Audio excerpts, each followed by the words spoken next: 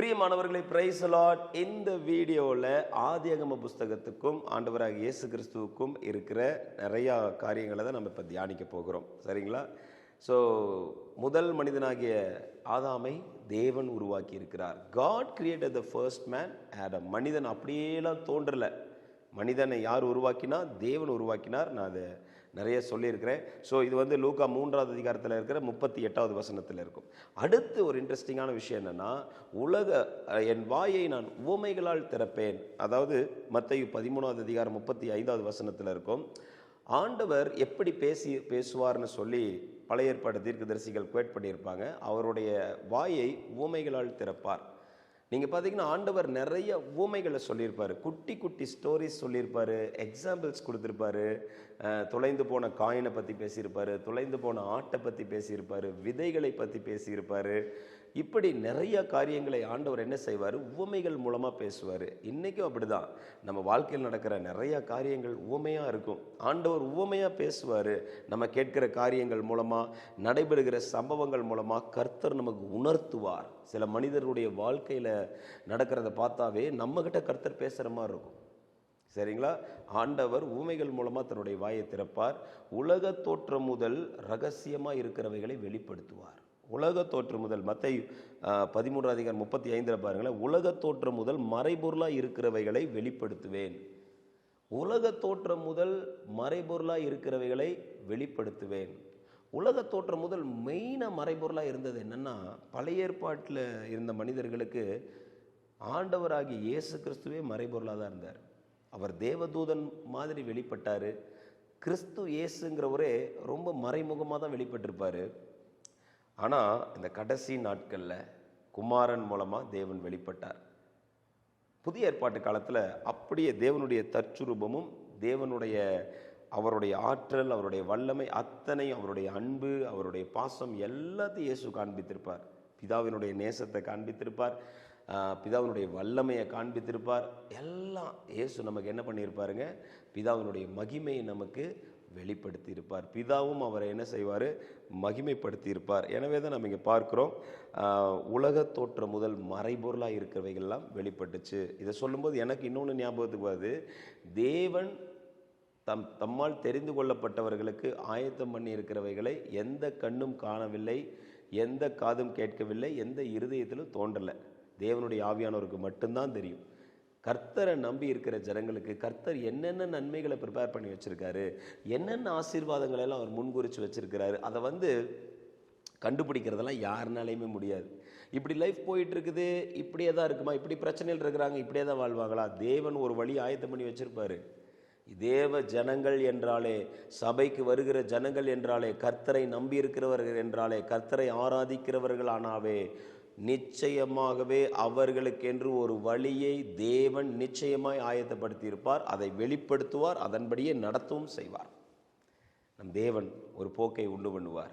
நீங்கள் ரொம்ப சில வேளைகளில் கஷ்டமான சூழ்நிலையில் போயிட்டு இருக்கிறீங்களா? தேவன் உங்களுக்குன்னு ஒரு போக்கை உண்டு பண்ணுவார். ஒரு வழி திறக்கும். நீங்கள் வேணால் பாருங்கள். கர்த்தரை உண்மையை ஆராதிச்சுட்டே இருங்க. கர்த்தரை உயர்த்திக்கிட்டே இருங்க. கர்த்தரை மகிமைப்படுத்திகிட்டே இருங்க. வழி தன்னால் திறக்கும். வழி விட்டு தான் ஆகணும். அது செங்கடலாக இருந்தாலும், எரிகோ கோட்டையாக இருந்தாலும், அது எப்பேற்பட்ட யோர்தானாக இருந்தாலும், உங்களுக்கு வழி விட்டு தான் ஆக வேண்டும். தேவனை மகிமைப்படுத்துகிறவர்களுக்கு இந்த உலகம் வழி விட்டு தான் ஆக வேண்டும். தேவனால் பிறந்தது எதுவும் இந்த உலகத்தை ஜெயிக்கும். It will win the world. ஜெயிக்கும். அடுத்து மத்தேயு 19வது அதிகாரத்தில் இருக்கிற 4வது வசனத்தில் ஆண்டவர் பேசியிருப்பார். தேவன் மனிதனை ஆணும் பெண்ணுமாக உண்டாக்கினார். தேவன் மனிதனை ஆணும் பெண்ணுமாக உண்டாக்கினார். ஏதேன் தோட்டத்தில் ஆண்டவர் ஒரு ஆணையும் ஒரு பெண்ணையும் உண்டாக்கினார். தேவன் உண்டு பண்ணினது 2 பாலினம் தான். 3ஆம் பாலினம் கிடையாது. அது தேவனுடைய திட்டம் கிடையாது. சரிங்களா? ஒரு ஆணாக இருக்கணும், இல்லை பெண்ணாக இருக்கணும். இன்றைக்கி லெஸ்பியன், கே மேரேஜ் இதெல்லாம் பைபிள் அங்கீகரிக்கிறதே கிடையாது. பைபிள் அங்கீகரிக்கிறது கிடையாது. ஏதோ ஒரு ஆவி அவர்களை தப்பான வழியிலே நடத்தி கொண்டிருக்கிறது. பிசாசினுடைய ஆவி ஆணை பெண்ணாகவும் பெண்ணை ஆணாகவும் வாழச் சொல்லி தூண்டிவிட்டு கிரியை செய்கிறது. அப்படி ஒரு சில ஆவினால் பாதிக்கப்பட்டவர்கள் எங்கள் ஊழியத்துக்கு வந்திருக்கிறாங்க. ஊழியத்துக்கு செபிக்கிற பொழுது அந்த கட்டுகள் உடைக்கப்பட்டிருக்கிறது. அந்த பிரச்சனையிலிருந்து அவர்கள் வெளியே வந்திருக்கிறார்கள். அது ஒரு சாத்தானுடைய செயலுங்கிறத நம்ம நல்லா புரிந்து கொள்ள வேண்டும். ஒரு ஆணை பெண்ணாக மாறச் சொல்லுவது, ஒரு பெண்ணை ஆணாக மாறச் சொல்வது அது தேவன் சொல்லுவதில்லை. தேவன் மனிதனை ஆணும் பெண்ணுமாகத்தான் உருவாக்கினார். இதில் எந்த மாற்றமும் இல்லை. மத்தேயு 19:4 ஆண்டவர் தெளிவாக சொல்லியிருக்கிறார். அடுத்து இன்னொன்று சொல்லியிருக்கிறார். யோவான் 8:44 என்ன சொல்லியிருப்பார் பாருங்க. ஆதி முதல் பிசாசு பொய்யன். பிசாசை குறித்து ஆண்டவர் அட்ரஸ் பண்ணுறது என்னன்னா, இஸ் எ லையர். நானும் உங்களுக்கு சொல்லுகிறேன், பிசாஸ் என்பவன் ஒரு பொய்யன். அவன் பொய்யை பேசுகிறவன். அவன் பேசுகிறது அத்தனையுமே பொய் தான் இருக்கும். அவன் பொய்யனும் பொய்யுக்கு பிதாவுமா இருக்கிறான். பொய் என்னன்ற உண்மைக்கு நேர் எதிராக பேசுவது. அது உண்மையே இருக்காது, ஆனால் அதை பேசுவது. ஆண்டவருடைய வார்த்தைகளெல்லாம் ஞானம் உள்ளதாக இருக்கணும். ஒரு சில விஷயங்களுக்கு நம்மளால் டைரெக்டாக பதில் சொல்ல முடியலையே. ஒரு சிலர் என்ன பண்ணிடுறாங்க, ஏதோ ஒரு பொய்யை சொல்லி சமாளிச்சிடும். பொய்யை சொல்லி சமாளிக்கிறது இல்லை. அந்த இடத்துல ஆண்டவர் சில காரியங்களை மறைப்பார். நல்லதுக்கு தான் சில காரியங்களை மறைப்பார். ஆண்டவருடைய சகோதரர் சொல்லுவாங்க, எருசலேமுக்கு உண்மை வெளிப்படுத்தலாமா அப்படின்னு. ஆண்டவர் சொல்லியிருப்பார், நான் இப்போ அங்கே வர்றதில்லை அப்படின்னு சொல்லிட்டு. ஆனால் மறுபடியும் ரகசியமாக போவார். அவர் என்ன சொல்லியிருப்பார், இப்போ நான் வர்றதில்லை அப்படின்னு தான் சொல்லி. அவருடைய வார்த்தை கொஞ்சம் கவனித்து பார்க்கணும். சரிங்களா? ஆண்டவர்கிட்ட நீங்கள் பரிசுத்த ஆவியில் நிரம்பி ஜெபிக்கும் போது சில கடினமான கேள்விகள், சில கடினமான சூழ்நிலைகளை நீங்கள் போகும்போது பொய் சொல்ல வேண்டியது வராது. மாறா ஞானமான வார்த்தைகளை தேவனுடைய ஆவியானவர் கொடுப்பார். சரிங்களா? ஆனால் பொய் பிசாசு பேசுறது 100க்கு 100 பிசாசானவன். அவன் அத்தனையும் பொய் தான் பேசுவான். அவன் நீங்கள் வாழ மாட்டீங்க, நீங்கள் செழிக்க மாட்டீங்க, நீங்கள் மேலே வர முடியாது, நீங்கள் எவ்வளோ மேலே வந்தாலும் அவ்வளோதான் உன்னோட வளர்ச்சி, இதுக்கு மேலே உன்னால் வளர முடியாது. எங்கிருந்து அவனை கீழே தட்டி விடணும், எதை பேசி அவனை மயக்கணும், எல்லாமே நெகட்டிவாக தப்பாக பேசி அவனை குழப்பி அவங்க மைண்டை சிதறடிக்கிறது மட்டும்தான் பிசாசுடைய வேலை. சாத்தான் என்பவன் பொய்யன், பொய்யுக்கு பிதாவானவன். சரி, அடுத்து பார்த்தீங்கன்னா ஆண்டவர் சொன்னதில் மத்தேயு 19:4 வாசிச்சிட்டோம், யோவான் 8:44 வாசிச்சிட்டோம், மத்தேயு 23:35 எடுத்து நம்ம வாசித்தோம் என்றால், நீதிமானாகிய ஆபேல் கொலை செய்யப்பட்டான் அப்படின்னு இருக்கும். ஆதியாகமத்தில் ஆதாமுக்கு ஏவாளுக்கும் பிறந்த மகனாகிய ஆபேலை அவங்களுக்கு பிறந்த இன்னொரு மகனாகிய காயின் என்ன செய்வார், கொலை செய்து விடுவார். இந்த கொலைங்கிறது ஆரம்பத்திலேருந்தே இருக்குது. இந்த வன்முறை, இந்த எரிச்சல், இந்த பொறாமை எங்கேருந்து இருக்குதுங்க? ஃபர்ஸ்ட் மனுஷனுடைய பசங்களுக்குள்ளேயே போட்டி, சண்டை, சச்சரவு எல்லாம் வந்துருச்சு. அதில் ஒருத்தர் ரொம்ப நியாயமாக இருப்பார். நியாயமாக இருக்கிறவர்களை கொலை செய்வார். காயின் கொலை செய்வான். இப்படி தான் இன்றைக்கும் நடந்துட்டு இருக்குது. அநியாயம் ஜெயிச்ச மாதிரி தெரியுது, அநியாயம் ஜெயிச்ச மாதிரி தான் தெரியும். கிறிஸ்து வரும்போது தான் தெரியும். ஒன்னொன்றுக்கும் நியாயத்தில் கொண்டு நிறுத்துவார். ஒரு காரியத்தையும் ஆண்டவர் நியாயம் விசாரிப்பார்.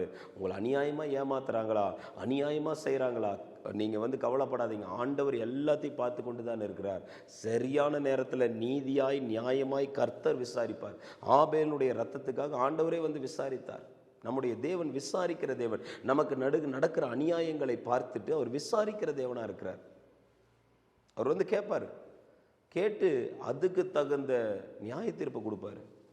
நியாயம் செய்கிற கர்த்தர் இருக்காருங்க இந்த பூமியில், நியாயம் செய்வாருங்க. உண்மையாக நீங்கள் வாழ்ந்தீங்கன்னா, உங்களை உண்மையாக நீங்கள் நல்லது செஞ்சே நீங்கள் கெட்டதை அனுபவிச்சிங்கன்னா சந்தோஷப்படுங்க. நீங்கள் கர்த்தர் சமூகத்தில் செபிக்கும் பொழுது கர்த்தர் உங்களுக்காக விசாரிப்பார். கர்த்தர் நியாயம் கேட்பார். அநியாயத்துக்கு எதிராக அவர் இருப்பார்.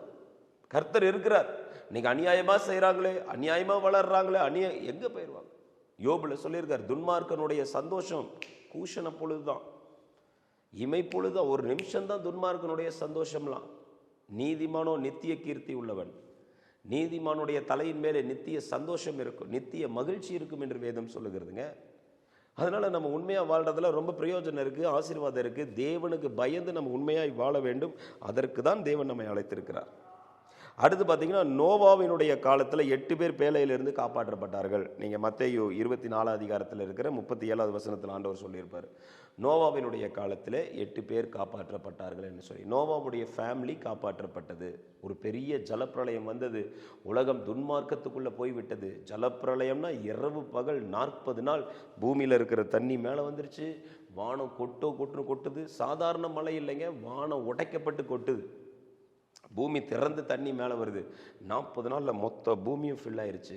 அதில் நோவாவுடைய ஃபேமிலி பேழையில் மிதந்தார்கள். ஆண்டவர் பேழையை செய்ய சொல்லியிருப்பார். அவர் சொன்ன டிசைனில், அவர் சொன்ன மெஷர்மெண்ட்டில், அவர் சொன்ன உட்டை பயன்படுத்தி அவர்கள் செய்து அதில் அந்த குடும்பமாய் உள்ளே சென்றிருப்பார்கள். தேவனே அந்த வாசலை அடைச்சிருப்பார். சில வாசல்களை தேவனே அடைப்பார். சில காரியங்களை செய்ய முடியாதபடிக்கு தேவன் க்ளோஸ் பண்ணி வச்சிருக்காரு, நம்ம நல்லதுக்கு தான். அந்த நோவாவை அவர் குடும்பத்தையும் அடைத்து மேலே எழுப்பினார், மேலே உயர்த்தினார். ஏற்ற காலத்தில் உயர்த்தும்படி அவருடைய பலத்த கரத்துக்குள்ளே அடங்கியிருங்க, கர்த்தருடைய கைக்குள்ளே அடங்கியிருங்க. சில காரியங்கள் பிரச்சனையாக இருக்குது, இப்போ செய்த போராட்டம் வேண்டாம், தேவ சமூகத்தில் அமைந்திருங்க. தேவனே அந்த வாசலை திறப்பார். அது வரைக்கும் அமைதியாக காத்துருங்க, ஆண்டவர் உயர்த்துகிற நேரம் வரும்.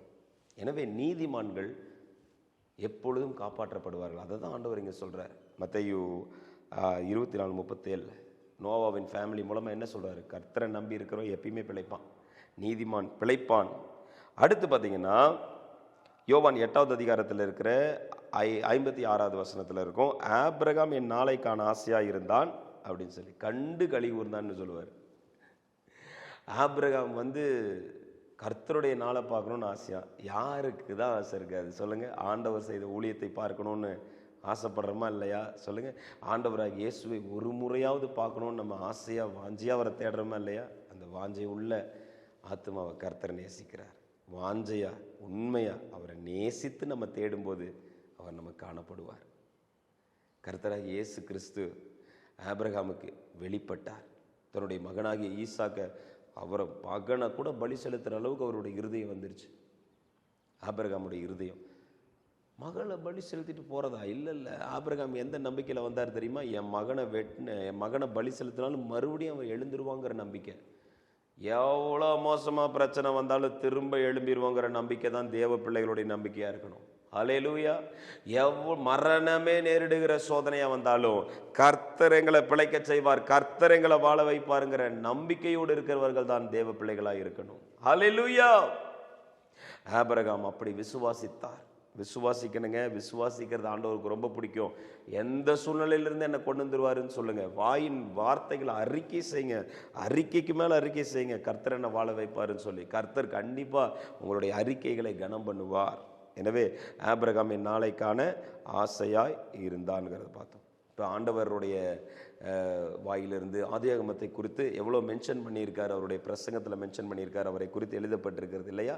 உலக தோற்றம் முதல் மறைபொருளாக இருக்கிறவைகளை வெளிப்படுத்துவேன், உண்மைகள் மூலமாக பேசுவேன், ஆணும் பெண்ணுமாக தான் மனிதனை உருவாக்கினார் என்பதை நம்ம பார்த்தோம். அதே மாதிரி பிசாசானவன் பொய்யின் பிதாவை, அவன் பொய்யன், இஸ் அ லயர். அவன் பேசுறது அத்தனையும் பொய் தான். அதை ஒரு நாள் ஏற்றுக்க கூடாது. ஆண்டவர் நானே மெய்யான திராட்சை செடின்னு சொல்லியிருக்காரு, நானே வழி, நானே சத்தியம், நானே ஜீவன் சொல்லியிருக்காரு.